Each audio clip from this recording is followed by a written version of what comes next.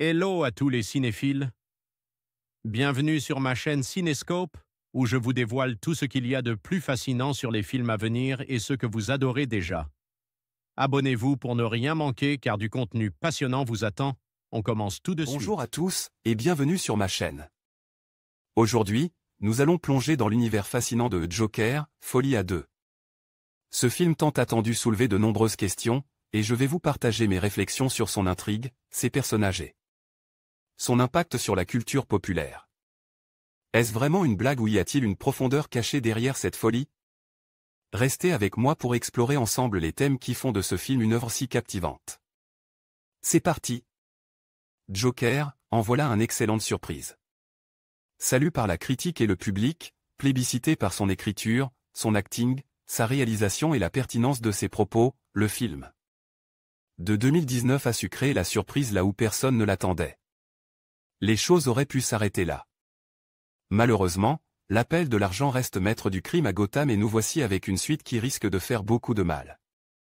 Oui, malgré de superbes idées sur le papier, Joker, Folie à deux est une énorme déception. You got what you fou astérisque G2 Où avions-nous laissé Joker à la fin du premier film? Oui, je dis Joker. La raison? Arthur Fleck n'existait plus.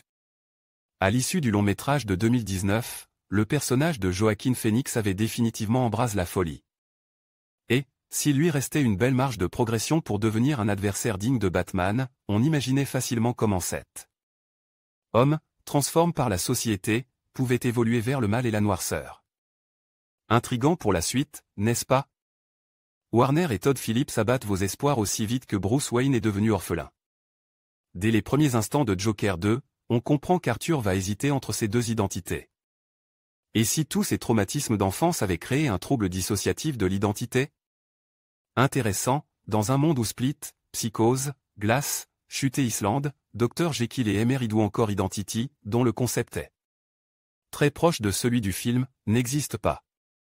Dans les faits, ce simple pitch balaie totalement la conclusion du premier opus, pour servir un film de procès qui ne décollait jamais. Tout est profondément ennuyeux, malgré quelques fulgurances.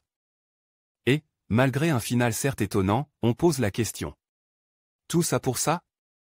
Que apporte ce projet à l'univers établi? Rien. Le personnage d'Arthur évolue-t-il?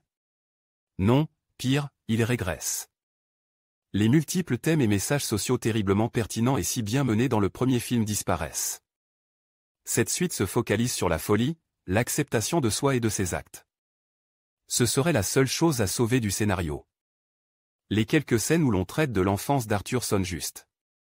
La bulle, dans laquelle les psys affirment qu'il s'est enfermé revient de nombreuses fois.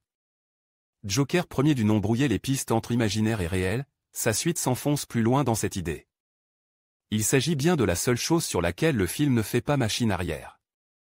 Pour le reste, on se retrouve avec un projet de 2h20 qui aurait pu tenir en une trentaine de minutes, tant il ne raconte que trop peu. Si encore les interludes musicales avaient été pertinentes. Gotha Go My Own Way car oui, Joker, Folie à deux est un musical. Idée ô combien génialissime, si mal exploitée. Surfant sur les idées de Damien Chazelle avec La La Land, le film ne tire jamais une quelconque identité dans le genre.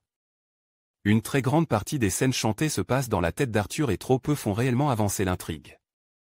Pire, on a l'impression qu'elles ne servent qu'à une chose, permettre à Phoenix de revêtir le costume de Joker, afin qu'il ne passe pas la quasi-intégralité du film en Arthur Fleck. Heureusement, reste le plaisir des oreilles. Si les chansons sont pour les trois quarts ennuyeuses et mettent le film sur pause, le duo qu'il forme avec Lady Gaga est efficace. Oui, ce n'est qu'après 3 paragraphes que je trouve le moyen d'évoquer le personnage d'Arlene Lee Quinzel, alias Harley Quinn. Ça en dit long sur la pertinence de son rôle au sein de l'intrigue. Massacre dans le DC Cinematic Universe et dans la série Gotham, le fantastique et fascinant personnage créé par la série Batman de 1992 rate également l'occasion de briller ici. Oubliez l'idée de la psychiatre qui tombe lentement amoureuse de son patient pour sombrer dans la folie avec lui, pourquoi personne n'arrive à adapter une idée aussi simple? Oubliez tout ce qui fait l'essence d'Harley Quinn, la folie, la violence, la soumission et vous obtenez cette version-là. Pire, le personnage du film est décrite comme largement plus stable qu'Arthur, plus manipulatrice, moins amoureuse de lui qu'il ne l'est d'elle. Un comble. À l'image du film, tout est trop sage, même pour un personnage aussi complexe et torture. L'y aurait pu être remplacé par n'importe quelle femme, ou homme, cela aurait donné la même chose, tant elle n'a darlé que le nom. Seule exception, sa toute dernière scène qui, ajoutée à la toute fin du film, laisse imaginer comment évoluera le personnage à l'avenir. Bien qu'on ne le verra sans doute jamais. Quant à la performance de Lady Gaga, l'actrice révélée par A Star is Born fait ce qu'elle peut avec ce qu'elle a, donc pas grand-chose. Elle chante, mal quand c'est réel, bien quand c'est imagine par Arthur. Elle chante, et voilà. Joker, Arkham Asylum le pire, dans tout ceci, c'est qu'en dehors de tout ce qui touche de près ou de loin au scénario, tout va bien. Todd Phillips prouve qu'il a fait du chemin depuis Very Bad Trip et continue d'épater à la réalisation. Des superbes transitions en passant par de fantastiques idées de cadrage, de mise en scène ou de jeu de lumière, cette suite s'inscrit comme la digne suite de son haine. Du moins, ça, c'est pour tout ce qui touche à la technique. Malheureusement, tout est freiné par l'absence d'ambition et la tristesse de l'intrigue. Joker, Folie à deux est un quasi huis clos. Toute l'histoire évolue dans 3 lieux principaux, l'asile d'Arkham, le tribunal de Gotham et l'esprit d'Arthur. Les 2 premiers proposent des décors fades et artistiquement ennuyeux à mourir, ne laissant aucun espoir de laisser briller la mise. En scène, qui essaie malgré tout de s'en sortir. Reste la photographie, toujours maîtrisée, bien que l'on remarque une vraie absence de couleur, remplacée par un sombre omniprésent. Un parti pris intéressant, accentuant le thème de la dépression et de la folie. Les seuls passages où le film redevient un film, ce sont les parties musicales imaginées et fantasmées par Arthur. Phillips est à l'image de son personnage, emprisonne. Car oui, le constat est là. Joker, Folie à deux n'est pas un film.